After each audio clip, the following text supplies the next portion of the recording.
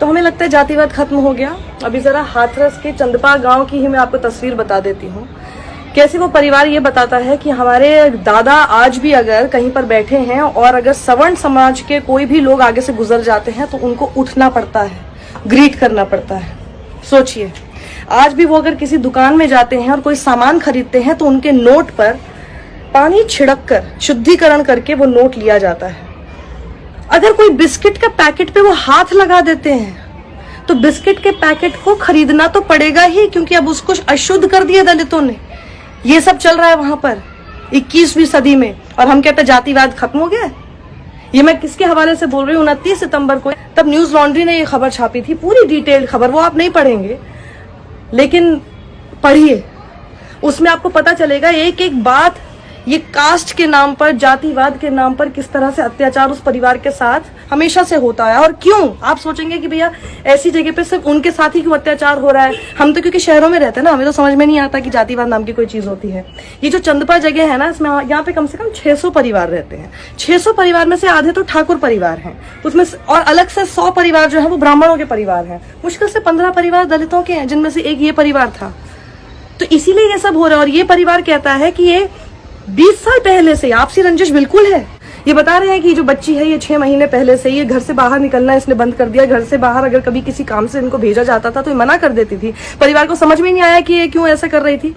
इसको सीबीआई पे भरोसा नहीं है, आराम से। इसको एसआईटी पे भरोसा नहीं है, इसमें कानून पे भरोसा नहीं है। एक बार मुलाकात कर, हम तुझे भरोसा दिलाएंगे। जो तू यहाँ राजनीति कर रहा है ना, तुझे भरोसा दिला देगा।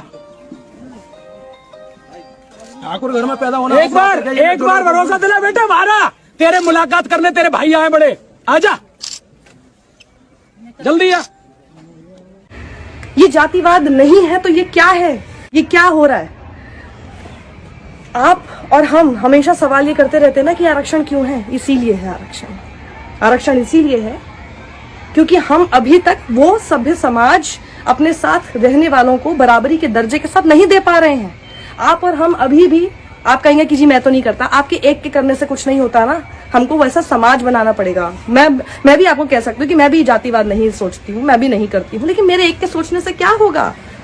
मैं तो क्योंकि सवर्ण हूँ ना, जो जाति के हिसाब से बोला जाता तो उस हिसाब से तो मैं सवर्ण हूँ। मुझे क्या फर्क पड़ रहा है? आपको क्या फर्क पड़ रहा है अगर आप सवर्ण है? आपने थोड़ी ना महसूस किया उसको। इसका आप दंश समझते हैं कि किसी दुकान पे आप जाते हैं, आपके साथ इस तरह की जो है व्यवहार करते हैं। पूरा परिवार कह रहा है कि इस गांव में 8वीं क्लास ड्रॉप कर देती हैं लड़कियां, 10वीं क्लास ड्रॉप कर देते हैं लड़के। वो इसलिए क्योंकि वो लोग, स्कूल वाले भी ये उम्मीद करते हैं कि ये तो वाल्मीकि समाज के, तो स्कूल को साफ भी ये लोग ही करेंगे। क्यों? वो पढ़ने आते हैं कि किस लिए आते? कहते हैं हमसे बिना गाली गलौज किए बात नहीं करते यहाँ पे लोग। क्यों आप इनसे गाली गलौज करके बात करेंगे?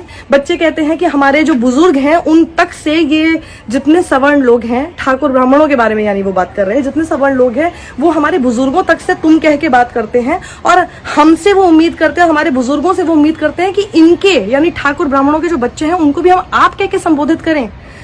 समझ रहे हैं आप?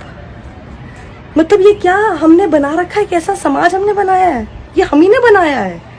अगर हमारे पूर्वजों ने भी बनाया है तो इसको कम से कम ठीक करने का और सही करने का हमें कम से कम जिम्मा उठाना चाहिए। और अगर हम नहीं करना चाहते ठीक, तो फिर थू है हम सब पे, सच में थू है हम सब पे। अगर हम अभी भी 21वीं सदी में बड़ी बड़ी बातें हम लोग करते हैं, लेकिन हम लोग सिर्फ अभी जातिवाद के दंश में ही घूमते रहेंगे, उसी में अपने आप को जकड़ के रखते रहेंगे। ये पूरा परिवार ये कहता है कि इन लोगों से यही बर्दाश्त नहीं हो रहा है कि एक समय ऐसा होता था कि हमारे जो पूर्वज थे वो इनके घरों में जाके इवन 2 वक्त की रोटी लेने के लिए इनके घर में जाके खूब साफ सफाई वगैरह करते थे। अब ये लोग सक्षम हो गए हैं, थोड़े बेटर ऑफ हो गए हैं, बच्चे भी बाहर जाके कमाने लग गए हैं, रोजगार के उनको अवसर मिल गए थे तो थोड़ा बेटर हो गया, अच्छे से कर रहे हैं। तो इनसे यही बर्दाश्त नहीं हो रहा कि आखिर ये लोग अब हमारे घर में सफाई क्यों नहीं कर रहे हैं? ठेका ले रखा है कि आपके घर में सफाई करने का। जैसे आपको पूरी आज़ादी है कि आप क्या काम करेंगे, वैसे ही किसी दूसरे को भी पूरी आज़ादी है कि वो क्या काम करना चाहता है अपनी ज़िंदगी में। ये सब करना बंद कीजिए इसी तरह से, वरना बच्चियां शिकार होती रहेंगी, जातिगत जो आपसी रंजिश है उसका शिकार होते रहेंगे। और फिर मुझे तो ये समझ नहीं आता, जब ऐसे मामले सामने आता है तब क्या आपको नहीं लगता कि हमारे देश का नाम अंतर्राष्ट्रीय स्तर पर कितना बदनाम होता है? जरा सोचिए इस बारे में। सभ्य समाज बनाने की तरफ आगे बढ़िए, वक्त आ गया है।